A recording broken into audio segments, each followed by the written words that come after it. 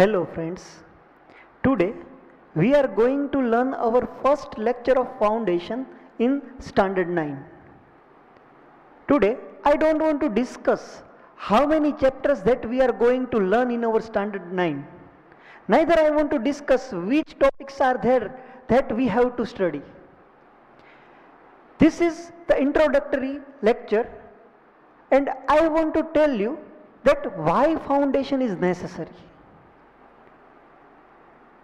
See, I will show you some pics and you have to recognize who is he or who is she, right? If you know, you can tell me by raising your finger. Okay. See, this is the first picture.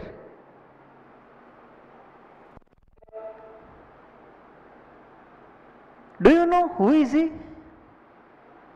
Yes. Mark Zuckerberg. How do you know him? તમને કેમ ખબર કે આ કોણ છે? ફેસબુકમાં જોયો હતો હે. ફેસબુકનો ઓનર જ છે પોતે. ઇન્સ્ટાગ્રામ, વોટ્સએપ, ફેસબુક એ બધાનો સીઈઓ આ માર્ક ઝકરબર્ગ છે. My question is what is the age of him? આમ અંદાજિત, ભલે પાક્કું ન ખબર હોય, તમને ખબર છે કે આ કેટલા વર્ષનો હશે? Around 30, near about 30, right? Okay, fine. 30 વર્ષની ઉંમરમાં જે કંઈ પણ એને અચીવ કર્યું છે એ આમ એક્સ્ટ્રા ઓર્ડિનરી નથી લાગતું તમને? At the age of 30 he is a billionaire. ખાલી પૈસા ટકે વધારે સુખી છે એવું નથી. કેટલાય લોકો એને ઓળખે છે, કેટલો પોપ્યુલર માણસ છે એટલી નાની એવી એજમાં. Fine. My next picture is this. Do you know him? Who is he? Yes yes yes, Sundar Pichai, આપણો ભારતનો સાહેબ. હા, નેટિવ ઇન્ડિયન છે એનું, but right now he is a CEO of Google. ગૂગલના અંદર એટ 2015, 2015ના અંદર એ ગૂગલનો સીઈઓ બની ગયો અને 2004 આસપાસ એને ગૂગલ જોઈન કર્યું હતું. Within 9 years of time he is selected as a CEO of Google. ને ગૂગલ એટલે કેવડી મોટી કંપની. તમને કાંઈક પ્રશ્ન થાય, સેજ એવું ટાઈપ કરો, દુનિયાની કોઈ પણ ઇન્ફોર્મેશન તમે તમારા અંગૂઠાના ટેરવે મેળવી શકો છો. તો આવડી મોટી કંપનીનો CEO Sundar Pichai. My question is, do you know how old he is? તમને આમ લાગે કેટલા વર્ષનો હશે આ?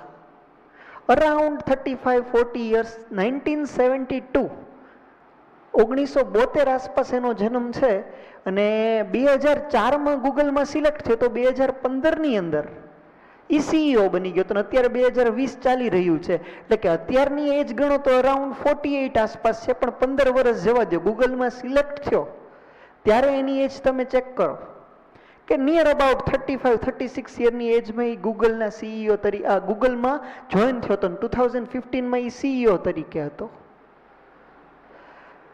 આ બે જે મેં પર્સન તમને બતાવ્યા ને એ ફોરેનના છે. તમને એમ થાય, લે આ બધું તો મારા બેટા બધા વિદેશની અંદર જ લોકો એટલા બધા આગળ હશે, right? Okay, fine. I will show you the next picture. You have to give me the answer, who is he, right? Okay. Do you know who is he? કોઈ નહીં? His name is Ritesh Agarwal. Now, can you remember who is he? Yes.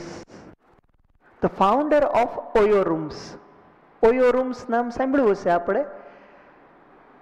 My question is how old he is?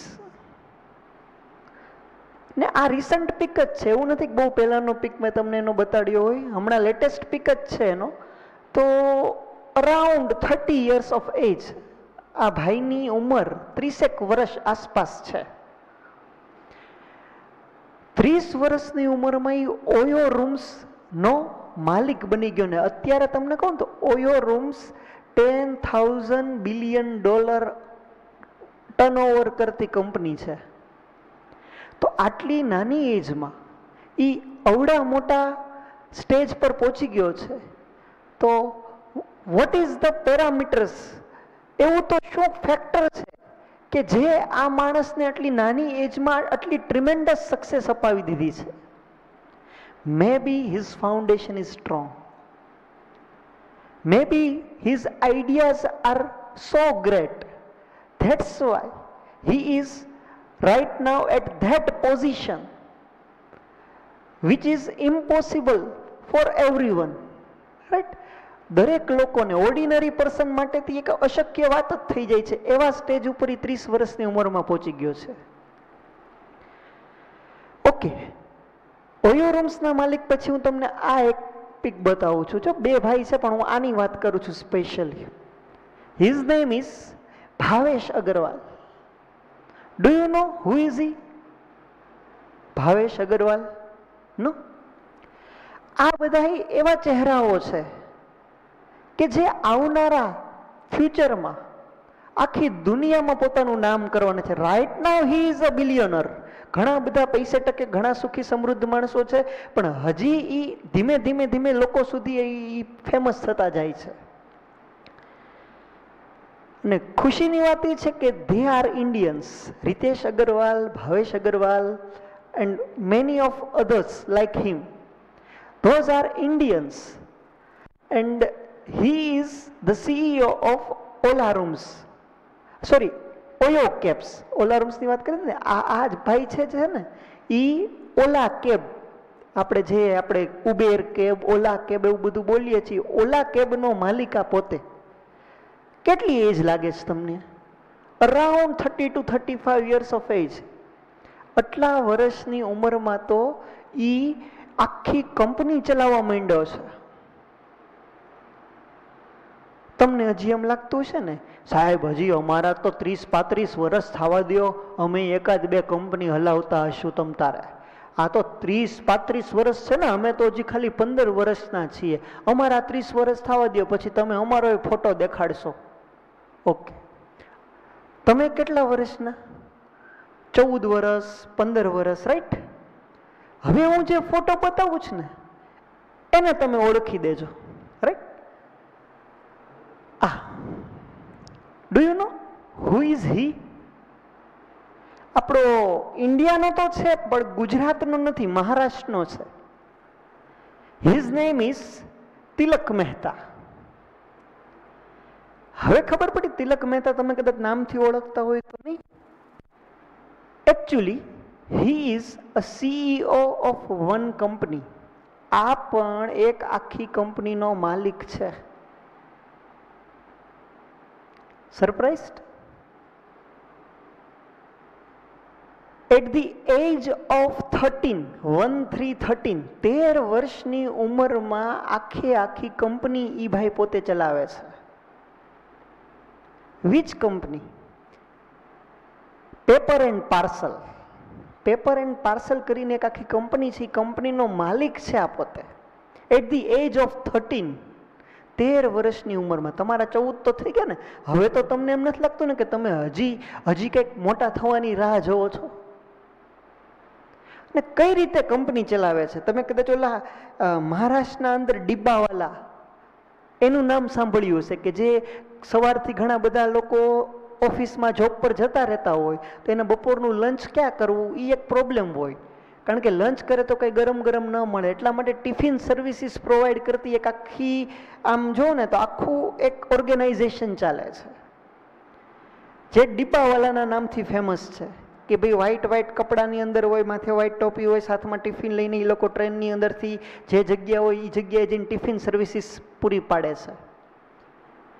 Paper વગર, કોઈ જાતના documentation વગર ચાલતો સૌથી મોટો ધંધો જો કોઈ ને તે ડિબ્બાવાલાનો છે. એની સર્વિસ એકદમ એક્યુરેટ હોય, કોઈનું ટિફિન કોઈને ત્યાં ચેન્જ ના થઈ જાય, કોઈનું ટિફિન બીજાને ત્યાં ન વયું જાય, ટાઈમસર પહોંચી જાય, કોઈ પણ સિચ્યુએશન હોય. એકવાર આ તિલકભાઈ એના કાકાના ઘરે રોકાવા જાય છે. સાથે પોતાની બુક્સ ને બધું લેતો ગયો હતો અને સાંજે પાછો પોતાના ઘરે આવે છે, પણ બુક્સ લાવતા ભૂલી ગયો. એકાદી બુક કાકાના ઘરે ભૂલાઈ ગઈ. સાંજે આવીને એને થોડુંક કામ હતું કે ભાઈ મારે તો હોમવર્ક કરવું છે, તો મારે તો કંઈક અસાઇનમેન્ટ કમ્પ્લીટ કરવું હતું. ટૂંકમાં એને કંઈક કામ હતું, એ બુક્સ એની પાસે નહીં. ત્યારે એને આઈડિયા આવે છે કે શું એવી કોઈ વસ્તુ ના થઈ શકે કે જેથી બુક્સ મને અત્યારે ને અત્યારે મળી જાય? Is there any chances to get my book right now? This idea generate a well known company paper and parcel. ખાલી એક નાનકડા એવા વિચારે આખી કંપની ઊભી કરી દીધી.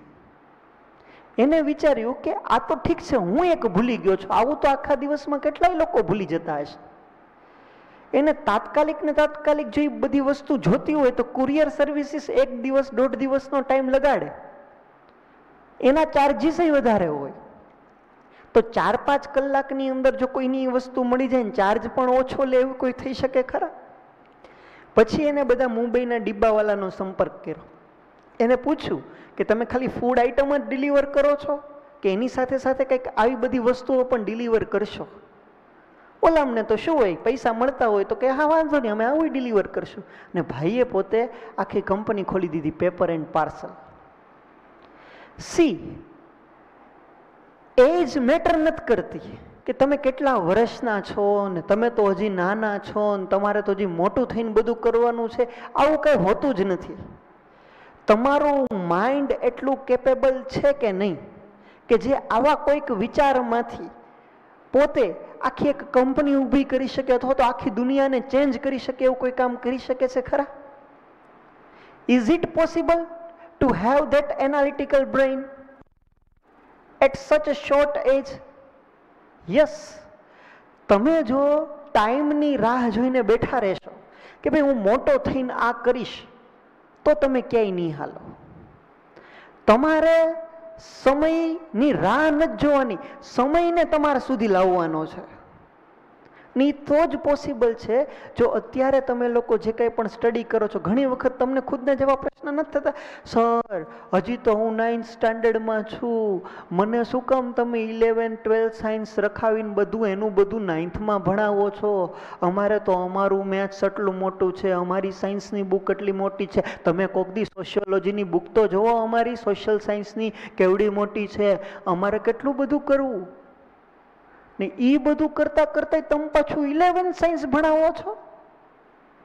ઓકે, આ બધા પ્રશ્નોના જવાબ માટે હું મારા પોતાના 4-5 ક્વેશ્ચન તમને પૂછું. રાઈટ? તમારે વિચારીને જવાબ દેવાનો. જો તમારો જવાબ યસ હોય તો તમારે ફિંગર રેઝ કરવાની, જો નો હોય તો તમારે શાંતિથી બેઠું રહેવાનું. ઠીક છે? Okay, my first question. How many of you think like you want to buy a bicycle when your first salary you received? જ્યારે તમે તમારી પહેલી સેલરી રિસીવ કરશો ને એ સેલરીમાંથી તમારે સાયકલ લેવી છે, એવું સપનું કેટલા લોકો જોવે છે? કેમ? પહેલા પગારમાંથી સાયકલ નથી લેવી તમારે? Okay okay. My next question. How many of you think like you want to buy a Luna? Luna જોયું ને આમ ડ્રૂમ ડ્રૂમ જે ઓલું આમ ટૂંકમાં આમ ક્યારેક પેટ્રોલ ખાલી થઈ જાય તો આમ પાટું મારો તો સાયકલ બની જાય. How many of you think like you want to buy a Luna after you received your first salary? તમારા પહેલા પગારમાંથી તમારે લ્યુના જોતું છે એવું કેટલા લોકો વિચારે છે?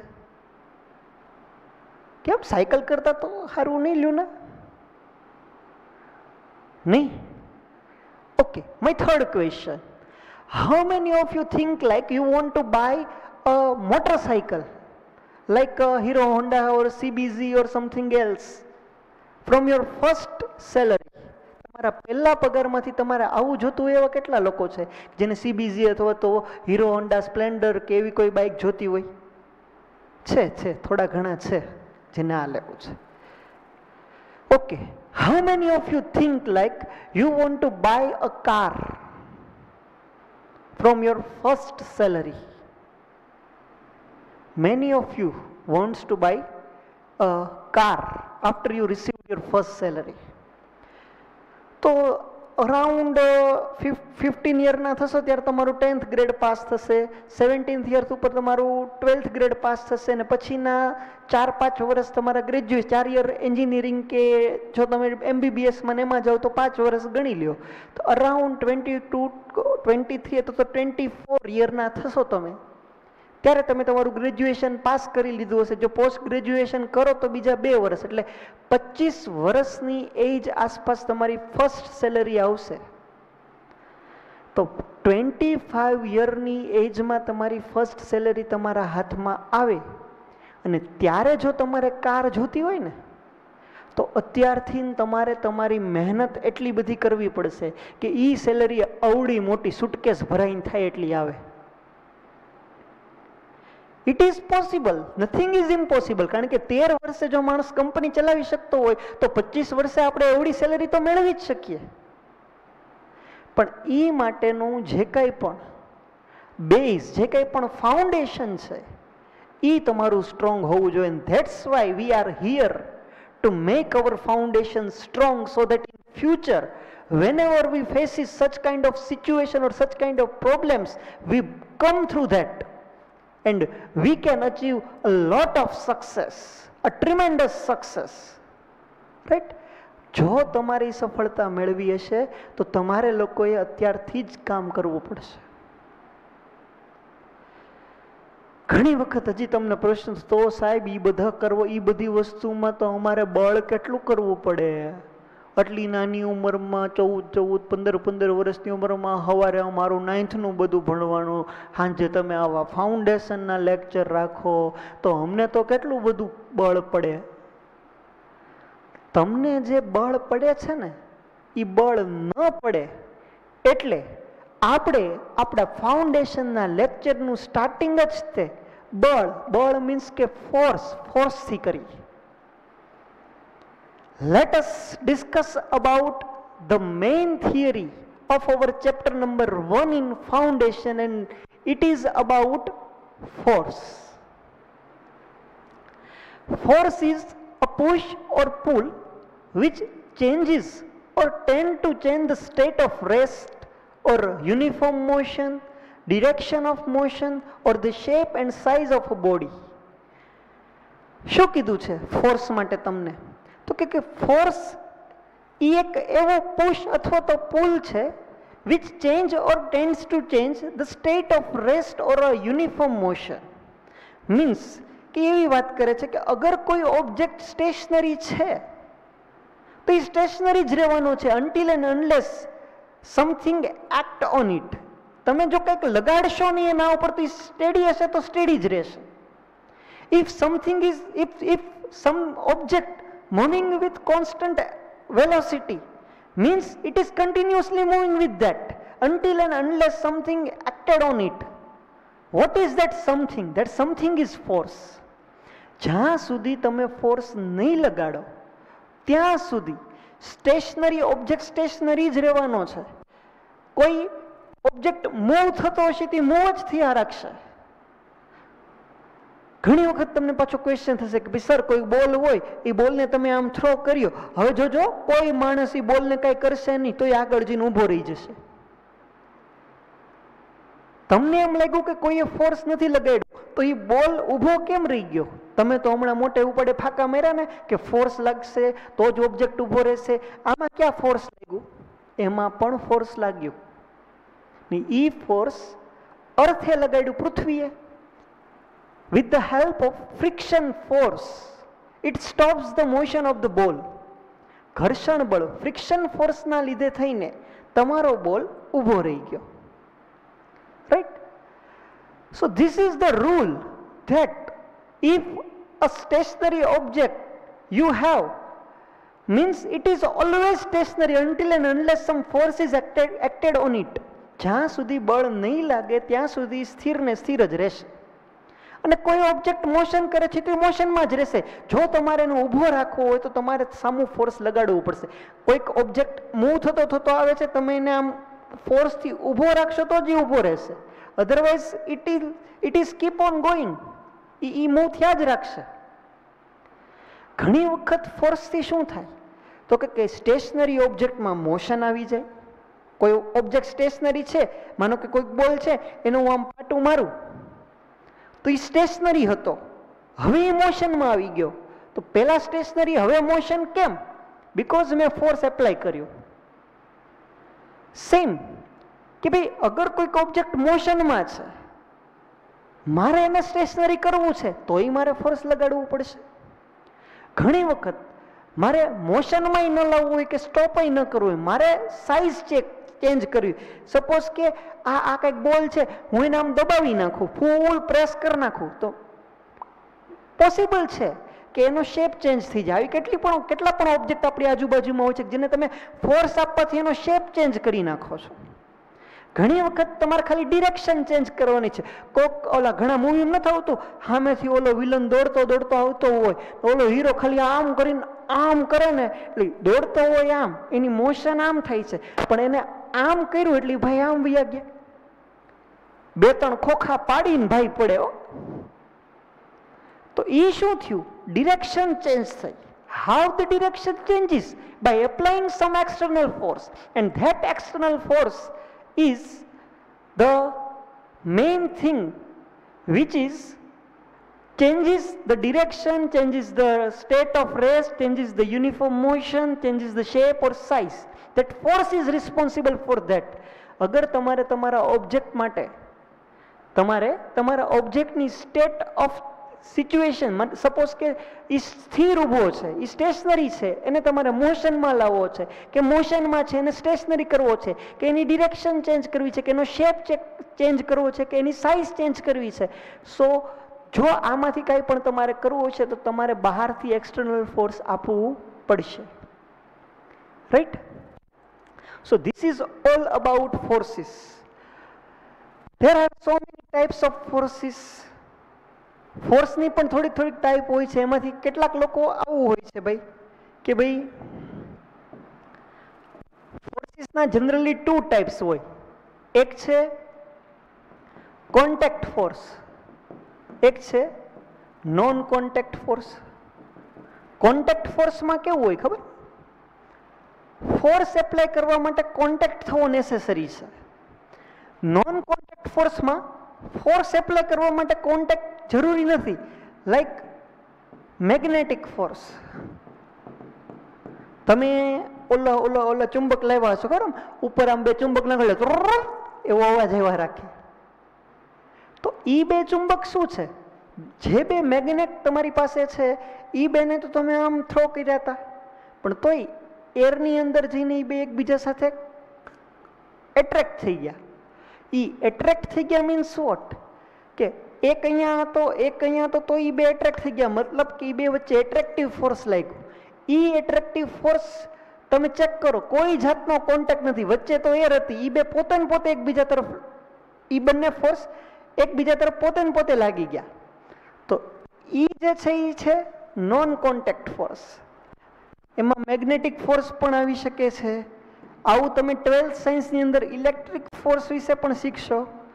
ઇલેક્ટ્રિક ફોર્સ, ઘણા બધા ફોર્સીસ આવા છે જેમાં કોન્ટેક્ટ નેસેસરી નથી. સપોઝ કે ગ્રેવિટેશનલ ફોર્સ, તો ગ્રેવિટેશનલ ફોર્સ પણ આવું જ છે કે જેની માટે કોન્ટેક્ટ થવો જરૂરી નથી. કોઈ ઓબ્જેક્ટ છે, સપોઝ કે આ ઓબ્જેક્ટ છે, જો મેં તો અહીંથી જ છોડી દીધો છે તો એ નીચે સુધી ગયો, તો આટલું બધું નીચે એને ખેંચ્યું કોને? પુલ કોને કર્યું? એને ગ્રેવિટીએ.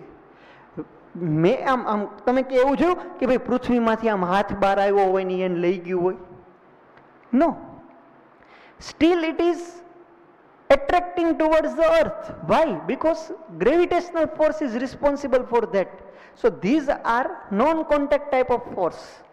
Contact type of force ની અંદર તમે ચેક કરો તો ફ્રિક્શન ફોર્સ છે, ટેન્શન છે, સ્પ્રિંગ ફોર્સ છે. આવા બધા ફોર્સ તમારે આગળ જતા સ્ટડી કરવાના છે કે જેમાં કોન્ટેક્ટ થાય તો જ એ ફોર્સ એક્ટ થાય, અધરવાઇઝ એ કોઈ ફોર્સ હોય નહીં. ફોર્સ વિશેની વાત કરી. ફોર્સનું એક ઇક્વેશન છે m × a, અને માસ છે, માસ તો માસનો યુનિટ છે કિલોગ્રામ. અને એક્સેલરેશનનો યુનિટ છે મીટર પર સેકન્ડ સ્ક્વેર. આ બધું તમે 8th સ્ટાન્ડર્ડના ફાઉન્ડેશનમાં શીખ્યા છો. તો કિલોગ્રામ મીટર પર second square, generally this unit is known as newton. આટલું બધું ન બોલવું તેને ન્યૂટન બોલો. ન્યૂટન શું કામ બોલો છો? કારણ કે આ બધું જે કંઈ પણ ઇક્વેશન અને આ બધી જે થિયરી માર્કેટની અંદર આપવા વાળો જે માણસ હતો, એ માણસ કોણ હતો? Newton. That's why in the name of newton the unit of force is given as newton. Okay, fine. Let us discuss about inertia. This property of the body not to change its state by itself is called inertia of the body. Inertia means what? Inertia is the property of matter which resists the change.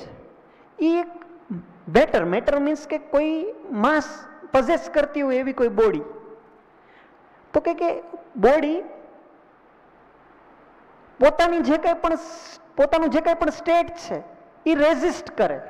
Means હું તમને એક વસ્તુ કહું કે ઘણી વખત તમે વિચારો કે તમે બસની અંદર જતા હોય તો જેવા બસની અંદર ચડ્યા એટલે ખબર પડી કે ભાઈ બધી સીટ તો ભરાઈ ગઈ છે, તો તમારે આમ ઊભા રહેવાની વારી આવે. તમે બરોબર આમ ઊભા હતા, એવામાં બસનો ડ્રાઈવર થોડીક વાર રહીને, હજી તો તમે તે જગ્યા નથી એટલે ઊભા હતા, 2-5 મિનિટ રહીને બસનો ડ્રાઈવર બાયણું ખોલી ચડે છે માવો ખાતો ખાતો. હવે ઓચિંતાની બસ સ્ટાર્ટ કરે. ઓચિંતાની બસ જેવી સ્ટાર્ટ થાય એટલે તમને કેવું ફીલ થાય? જાણે કે તમારા ઉપર ઝરક આમ પાછળ લાગ્યો હોય. બસ સ્ટાર્ટ થઈ ગઈ પણ તમે આમ પાછળ થોડાક, તમારા ઉપર ફોર્સ પાછળ લાગ્યું એવું તમને ફીલ થયું. સો what is this? This is the inertia. કઈ રીતે ઇનર્શિયા થયું હું તમને કહું. સ્ટાર્ટિંગમાં બસ સ્ટેડી હતી, તમે ઊભા હતા, તો તમારો જે બોડીનો લોઅર પાર્ટ છે, મતલબ આ પગવાળો પાર્ટ છે, એ પાર્ટ જેવો ડ્રાઈવર બસ સ્ટાર્ટ કરે એટલે બસ મોશનમાં આવી, બસનો ફ્લોર મોશનમાં આવ્યો, તમારા લેગ્સ ફ્લોર સાથે જોઈન્ટ છે. મીન્સ કે ફ્લોર મોશનમાં આવ્યું એટલે તમારું લોઅર બોડી મોશનમાં આવી ગયું. બટ અપર બોડી શું વિચારે છે? અપર બોડી એવું વિચારે છે કે હું તો સ્ટેશનરી હતી. મતલબ તમારું બોડી એવું વિચારે ને કે ભાઈ હું તો પહેલા ઊભું હતું, હું હજી ઊભું જ રહીશ. First I am stationary means I will keep my state of rest, કે હું ઊભું છું તો ઊભું જ રહીશ, હું કઈ મોશનમાં નહીં આવું. તો તમારું લોઅર બોડી આગળ નીકળી જાય, અપર બોડીને એમ લાગે કે મારે તો ત્યાં સ્ટેશનરી જ રહેવાનું છે, એટલે તમને એવું ફીલ થાય છે કે તમે લોકો આમ પાછળ ફોર્સ લાગે છે. તો આ બીજું કંઈ નહીં, માસ પોઝેસ કરતી કોઈ પણ બોડી નો નેચર જ એવો હોય છે કે જેવું છે એવું ને એવું રહે. એ જલ્દીથી એના અંદર ચેન્જ ન લાવી શકે. So this kind of property two resist the motion or resist the state of motion is known as inertia. Clear થાય છે? Bigger the mass larger the inertia. જેમ માસ વધારે હશે એમ એની અંદર ઇનર્શિયા વધારે હશે. ઇનર્શિયા વધારે હશે મીન્સ વોટ? કે જલ્દીથી આમ, આપણે નથી કહેતા ઓલો જાડિયો એવો માણસ હોય, માનો કે ઈ આમ જલ્દી, તમે ઈ જ એક્ઝામ્પલ જો ને કે બસની અંદર એક પતલો એવો ભાઈ હોય, એક જાડો એવો ભાઈ હોય, બે ઊભા હોય, તો પોસિબલ છે કે પતલો એવો ભાઈ છે એ આમ પાછળ પડી જાય, એટલો બધો ઝરક લાગે. જાણે જાડા એવા ભાઈમાં એટલો બધો ઝરક ન લાગે. કેમ? કારણ કે bigger the mass bigger the inertia, એવું તમે કહી શકો. ઠીક છે. એના પછી આગળ આપણે ચેક કરીએ તો આવે છે Newton's first law of motion. Newton's first law of motion is nothing but same as inertia. Means what? As long as no net external forces acts on the body, a stationary body remains stationary and a body in motion continues to move with constant velocity.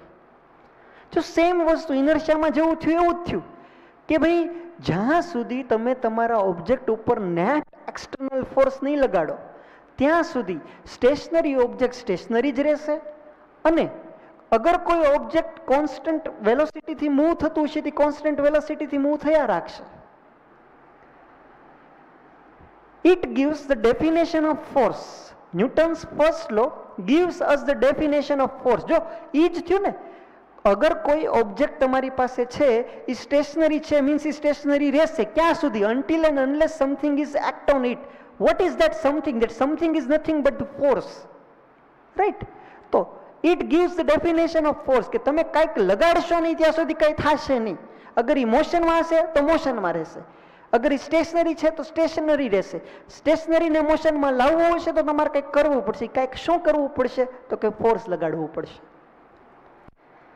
It gives the definition of force. Total external force is zero, means steady or constant velocity and zero acceleration. જો એ શું કહે છે એ તમને સમજાવું કે ભાઈ અગર તમારી પાસે આ બોલ છે, હું અહીંયાથી પણ જેટલો ફોર્સ લગાડું છું એટલો જ ફોર્સ હું અહીંયાથી લગાડું છું.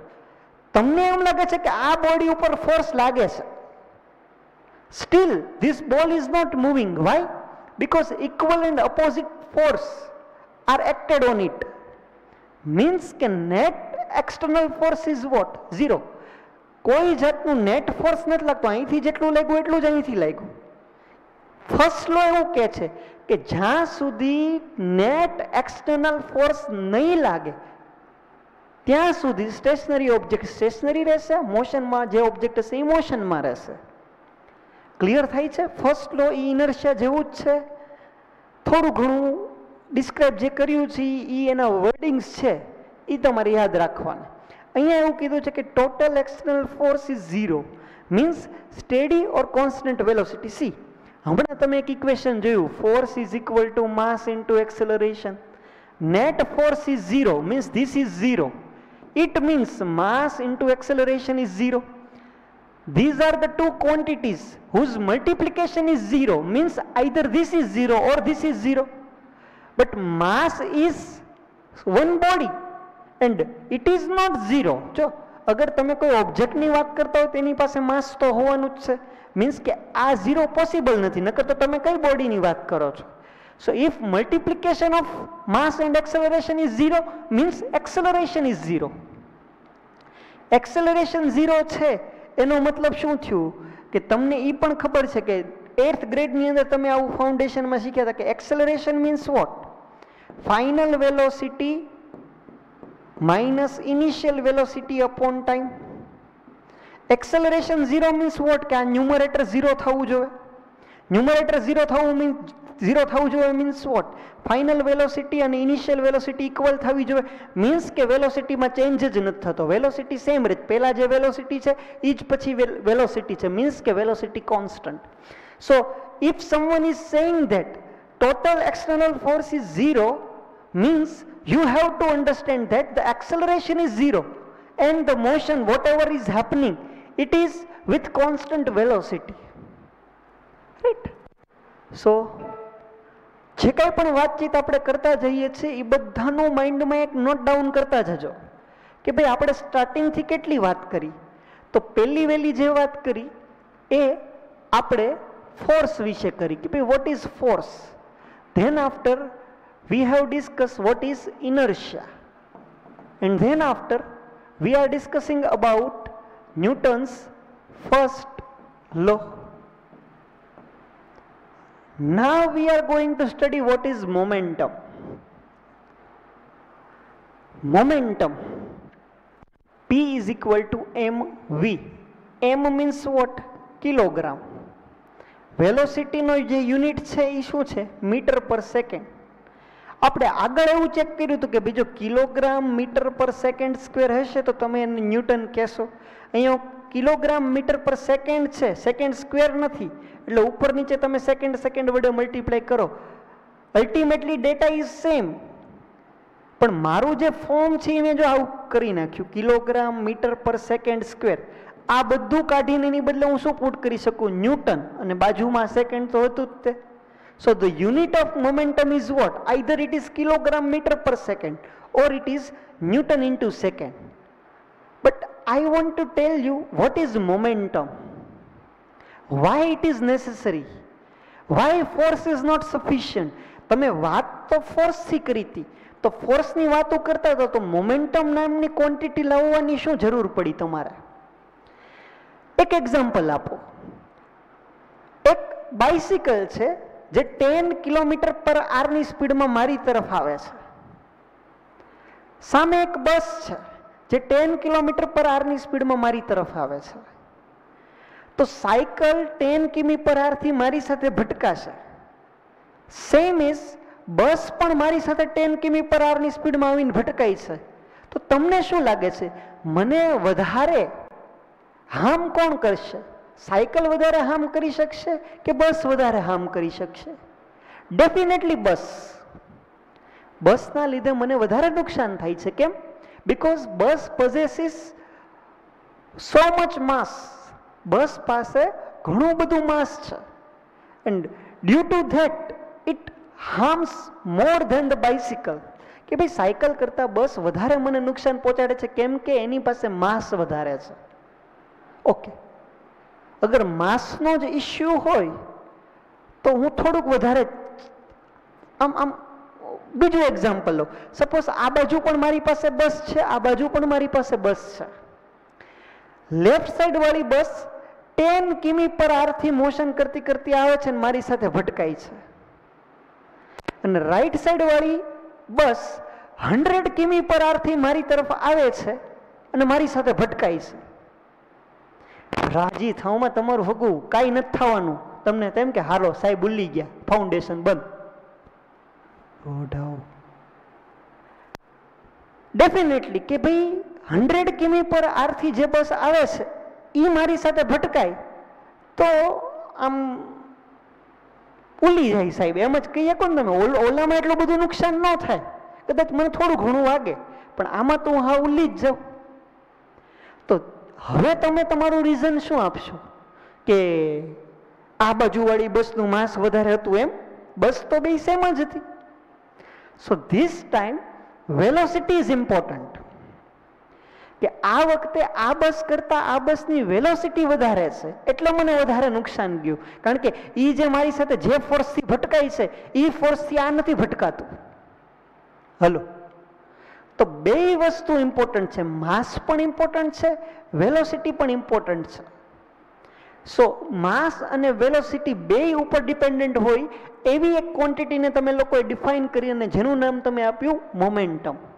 So momentum is nothing but the multiplication of mass and velocity, and the unit of momentum is kilogram meter per second or Newton into second.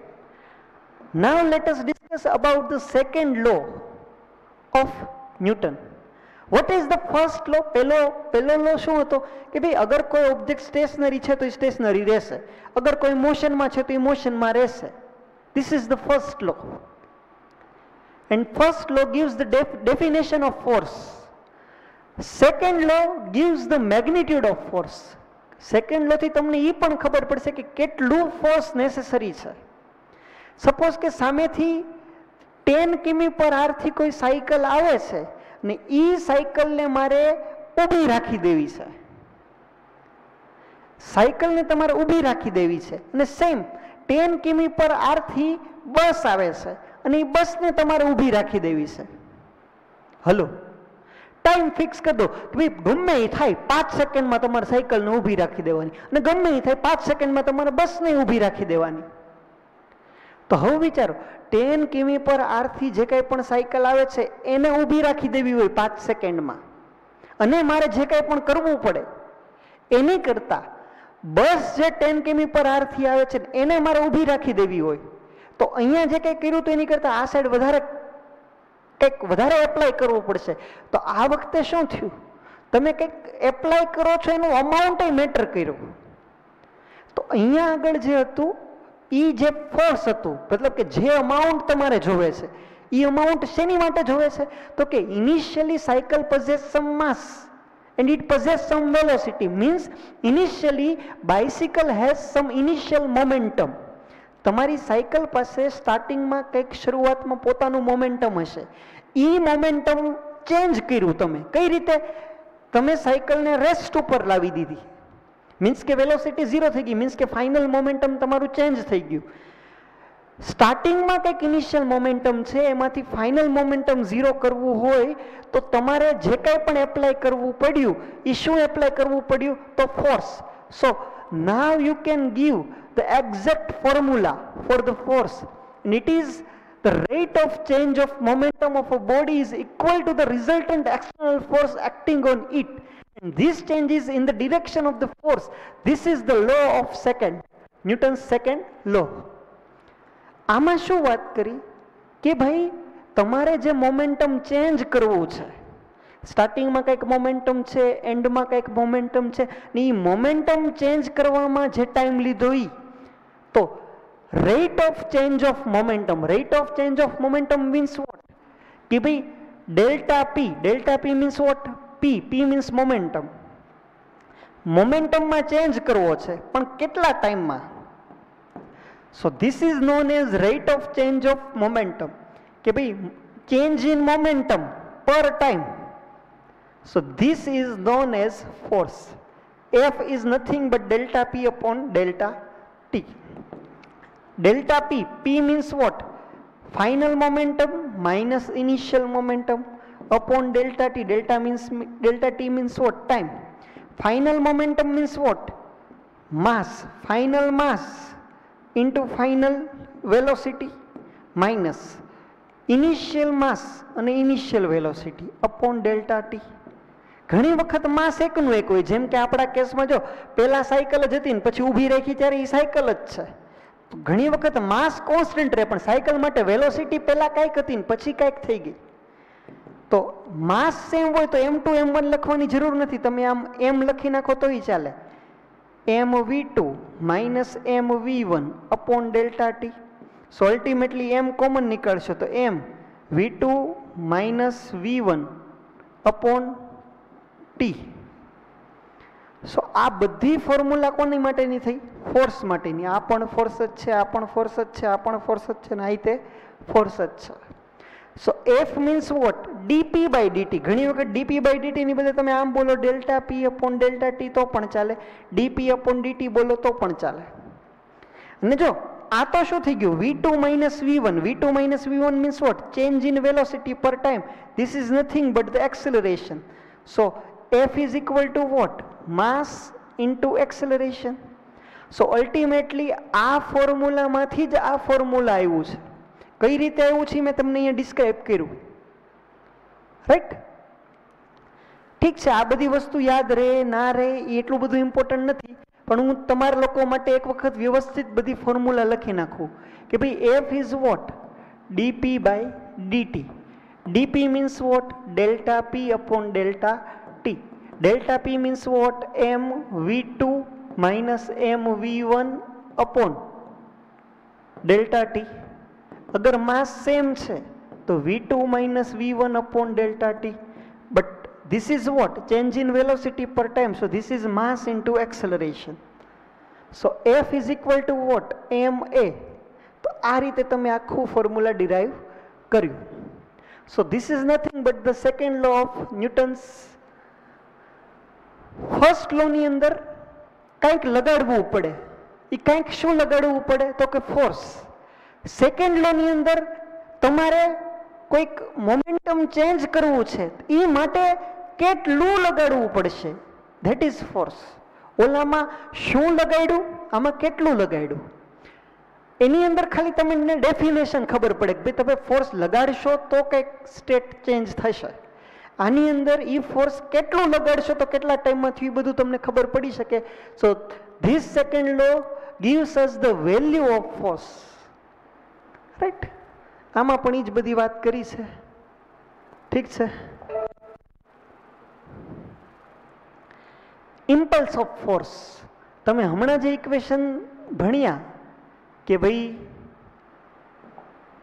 F is equal to dp by dt, તો એના ઉપરથી ત્યાં dt ને હું અહીંયાથી અહીંયા મલ્ટીપ્લાયમાં લઈ આવું તો F into dt is equal to dp. dp means what? delta p, મોમેન્ટમમાં જે ચેન્જ થયું એ. આ શું છે? F into dt. So F into dt is equal to d. જો અહીંયા dp અહીંયા આગળ હું તમને એમ કહેવા માંગુ છું કે અહીંયા dp છે તો તમારે dp જ રાખવું જોઈએ. આમ F into dt is equal to dp. જો તમે ડેલ્ટા p બોલતા હોય તો અહીંયા ડેલ્ટા t રાખવાનું એમ. એફ ઇન્ટુ ટાઈમ કોઈ દિવસ વેક્ટર ના હોય, તો delta T F into delta T is equal to delta પી. તો આ જ ફોર્મ્યુલા છે, F into delta T is equal to delta P, but this quantity is known as impulse of force. Impulse of force. The product of force acting on a body and the time interval for which it acts is called impulse of force. કે કોઈ body ઉપર suppose કે સામેથી કોઈ bowler bowling કરે છે, એક બોલ ફેંકે છે, મેં બેટથી આમ માર્યું, તો જેટલો ટાઈમ તમારો બોલ બેટ સાથે ટચ થયો, તો એ શું થયું, તો કે તમારા બેટ વડે બોલ ઉપર ફોર્સ લાગ્યું, પણ કેટલો ટાઈમ લાગ્યું, બહુ minor time. So the product of the time interval and force acting on the body is known as impulse. જે આમ થોડાક ટાઈમ માટે જે કંઈ પણ આમ બોલ બેટ સાથે ભટકાણો, એ જે થોડાક ટાઈમ માટેની જે વસ્તુ થઈ એ કહેવાય ઇમ્પલ્સ. ઘણી વખત નથી જોતા તમે બધા ઓલા જે ફિલ્ડર લોકો હોય, તો આમ ઉપરથી આમ ઓલો કોઈ બેટ્સમેન આમ ગોળી ચડાવે, ઓલા લોકો કેચ કરવા જતા હોય ને, તો પ્રોફેશનલ ક્રિકેટર જોજો કેમ કેચ કરે, આમ આવ્યો હતી કે આમ ન પકડી રાખે, આમ આવ્યો તો હાથ પોતાનો આમ થોડોક પાછળ લે કેચ પકડતી વખતે, આમ આવે તો આમ પાછળ હાથ લે. કેમ? કારણ કે ફોર્સ જે લાગ્યું, એ ફોર્સ લાગ્યું એનો જે કોન્ટેક્ટ ટાઈમ છે ને એ લોકોએ ઇન્ક્રીઝ કરી દીધો, એ ટાઈમ ઇન્ક્રીઝ કર્યો, એટલે એને આમ ઇમ્પલ્સ તમે ચેક કરો ને તો એ આમ આટલું બધું ન થાય, એમ ટૂંકમાં એને હાથમાં બહુ વાગે નહીં, તો એને શું કર્યું, કોન્ટેક્ટ ટાઈમ ઇન્ક્રીઝ કરી દીધો. સો ઇમ્પલ્સ ઇઝ વન ક્વોન્ટિટી, એક ક્વોન્ટિટી જ છે, જેને ડિફાઇન કઈ રીતે કરી લોકોએ, તો કે ફોર્સ, અને એ ફોર્સ કેટલો ટાઈમ લાગ્યું એ બેનું મલ્ટિપ્લિકેશન. ઘણી વખત ક્વેશ્ચનની અંદર તમને પૂછશે કે ઇમ્પલ્સ ફાઇન્ડ આઉટ કરો. જો ડેટામાં તમને ફોર્સ અને ટાઈમ આપ્યા હોય તો ફોર્સ અને ટાઈમનું મલ્ટિપ્લિકેશન કરી અને ઇમ્પલ્સ ફાઇન્ડ આઉટ કરી લેવાનું.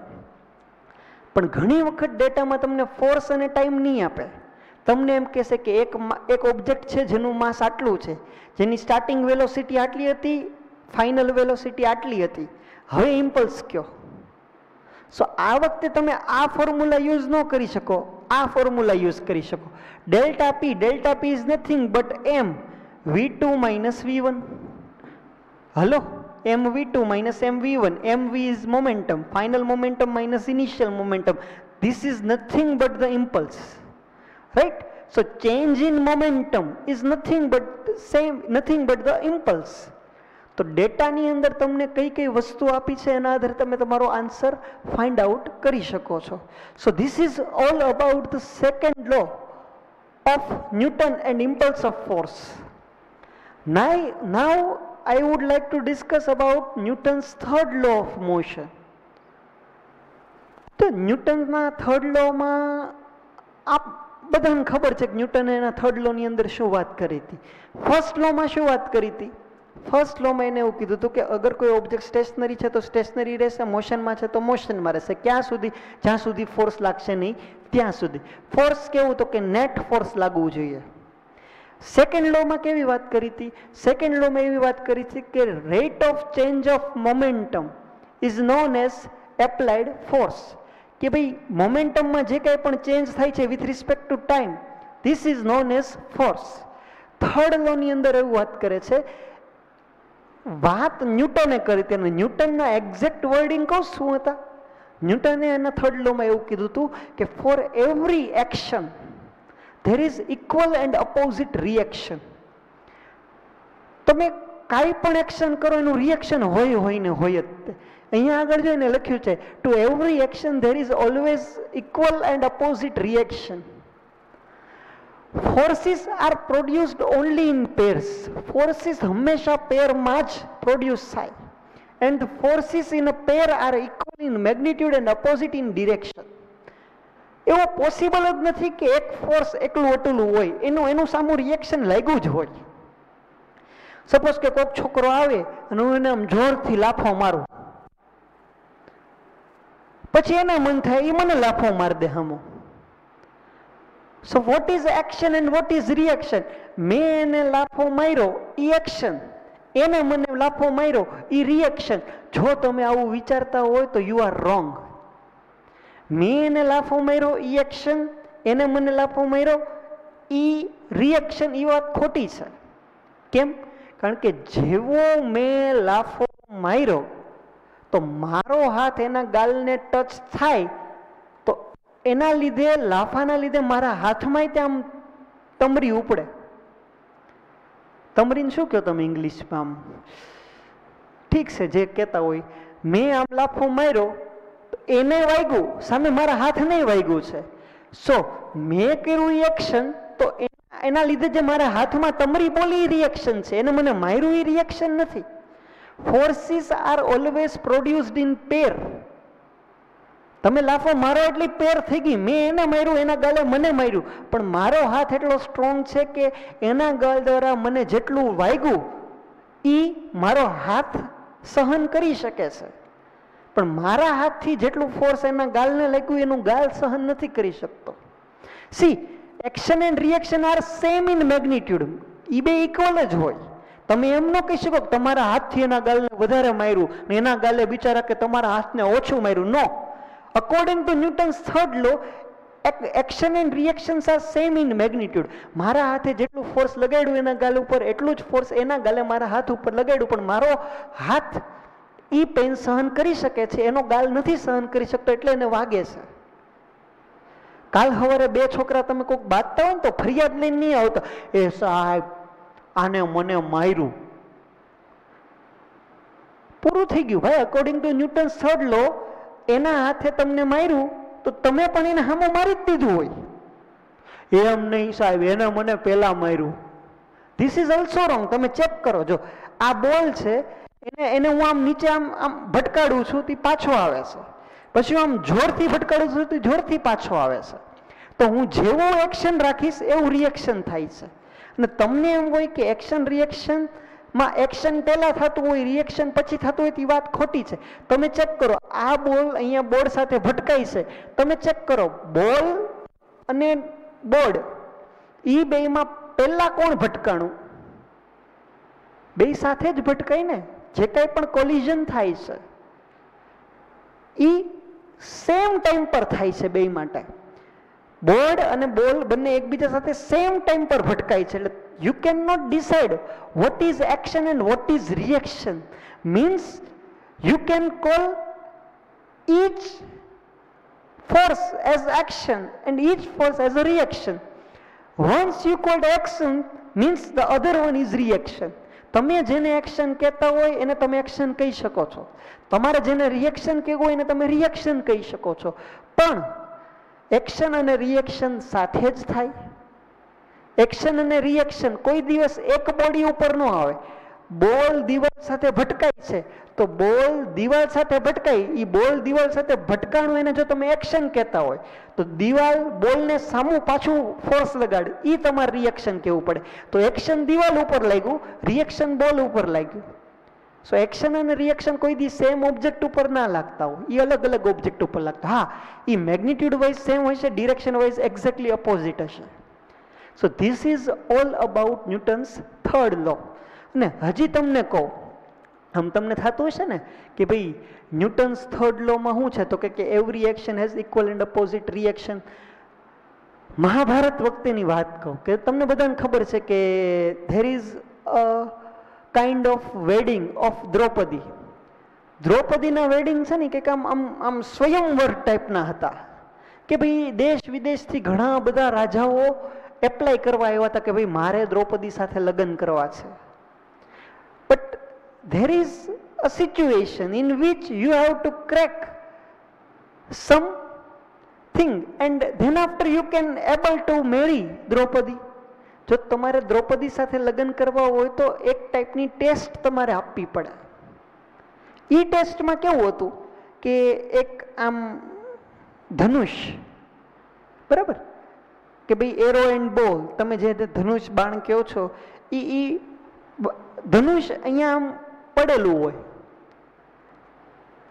ટેસ્ટ એવી હતી કે તમારે ધનુષ ઉપાડવાનું, એક તો ઓલરેડી એવડું મોટું એટલું વજનદાર ધનુષ હોય તમારે આમ ઉપાડવાનું. એ ઉપાડ્યા પછી તમારે દોરી બાંધવાની, દોરી બાંધ્યા પછી તમારે તીર લેવાનું. એ ધનુષને આમ તમે બાંધેલી જે દોરી છે, સ્ટ્રિંગ છે, એને એટલી ખેંચવાની અને ઉપર આમ માછલી ફરતી હોય, એ માછલીની આંખમાં જો એ તીર જાય ને ત્યારે તમે એ ટેસ્ટ પાસ કરો ને ત્યારે તમને દ્રૌપદી મળે. કોઈ રાજા આવું કરી નહોતા શકતા. ફાઇનલી પાર્થ મીન્સ કે અર્જુન એ બ્રાહ્મણના વેશમાં હતો અને એને આ ટેસ્ટ પાસ કરી. પણ જ્યારે એને ધનુષ, ઘણા લોકો તો એ ધનુષય નહોતા, ઓલમોસ્ટ કોઈ ધનુષય નહોતું ઉપાડી શક્યું. પાર્થ જ એક એવો માણસ હતો જેને ધનુષ ઉપાડ્યું, દોરી બાંધી, પછી એને બિચારા કે વિચારો તો ખરા કે અર્જુનને કેટલું સાયન્સ આવડતું હશે, એટલી જ દોરી બાંધી અને પછી બાણ એટલું જ ખેંચ્યું કે એ બાણના લીધે જે કંઈ પણ ફોર્સ લાગવું જોઈએ એ એટલું જ લાગવું જોઈએ કે જ્યારે આંખ આવે ત્યારે લાગી જાય. આટલું બધું સાયન્સ આની પાછળ છે. તોય તે મહાભારત બનાવવા વાળાએ તો ત્યાં મહાભારતની આમ આમ આમ થોડીક લાઇન્સ લખી ગુજરાતીની અંદર કે અવસર પર ખે વીર કો વીર પર ખે બાન, પાખ લક્ષ્ય પર પાર્થ કી કરે મત્સ્ય સંધાન. કેટલી બધી વસ્તુનું ધ્યાન રાખ્યું હતું. ત્યારે જઈને એ માછલીની આંખમાં તીર ગયું. કેટલું એને એમ એક્સપાન્ડ કરવું, કેટલા ફોર્સથી તીર છૂટશે, બધી વસ્તુનું સાયન્સ અર્જુનના મગજમાં હતું. ને આપણે તો હું મહાભારતની કડીઓ જોઈ નાખીએ ઠીક આવું આવું હતું ને આપણને મજા આવે, but actually it is a science, right? So Newton's third law is what? Every action there is equal and opposite reaction. So this is the third law of Newton. Laws of conservation of momentum. જો આ આખું formula હું તમને derive કરતો, તમે આવી એક formula check કરેલી છે કે F is equal to what? dp upon dt. Suppose external force is 0. Suppose external force is 0 means what? dp upon dt is 0. So dt અહીંયાથી મલ્ટિપ્લિકેશનમાં જશે એટલે એ પણ 0 થઈ જશે dp. dp is what? Change in momentum. Change in momentum means what? Final momentum m2 v2 minus m1 v1 is 0. So ultimately it is what? m1 v1 is equal to m2 v2. m1 v1 is nothing but initial momentum. Initial momentum. And m2 v2 is nothing but final momentum. So ultimately what happened? Initial momentum is same as final momentum. તો momentum will be conserved. પહેલા જેટલું momentum હતું એટલું જ પછી momentum છે. કઈ રીતે? If external force is 0, then and only then it is possible. અહીંયા જે વાત કરી છે ને કે આવી વાત કરી છે કે સપોઝ તમારી પાસે બે ઓબ્જેક્ટ છે, આનું માસ છે m1, આનું માસ છે m2. આ માસ v1 વેલોસિટીથી ટ્રાવેલ કરે છે, આ માસ v2 વેલોસિટી ટ્રાવેલ કરે છે. સપોઝ કે v1 v2 નહીં, હું u1 u2 લઈ લઉં. ઇનિશિયલને હું કહી દઉં u1, આની માટે જે સ્પીડ છે એને કહી દઉં u2.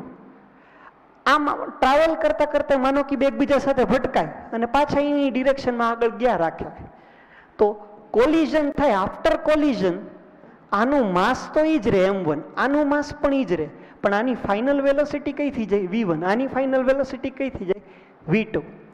So if this collision happen without any external forces means momentum will be conserved. તો આનું આખાનું બિફોર કોલિઝન આનું મોમેન્ટમ કેટલું કહેવાય? તો કે માસ ઇન્ટુ વેલોસિટી m1 u1. આનું માસ અને આની વેલોસિટી m2 u2. તો ઇનિશિયલ મોમેન્ટમનું સમેશન કરો. આટલું જ સમેશન કોનું થાય? After collision. આફ્ટર કોલિઝન આનું મોમેન્ટમ કેટલું? m1 v1. આનું મોમેન્ટમ કેટલું? m2 v2. એ બેનું summation. So initial momentum before collision is equal to final momentum after collision. So the total momentum before collision is equal to the total momentum after collision. This is the law of conservation of momentum, right? So this is all about our first lecture. In our second lecture, we will discuss about some problems, some application related with this topic. So till now, this is the theory concept that we have already learned in our first lecture. સમરીમાં તમને કહું તો કેટલી કેટલી વસ્તુ શીખ્યા તો કે force કોને કહેવાય, ઇનર્શિયા કોને કહેવાય, Newton's first law, Newton second law, Newton's third law, impulse of force and momentum and law of momentum of conservation, right? So that's it for today. Thank you.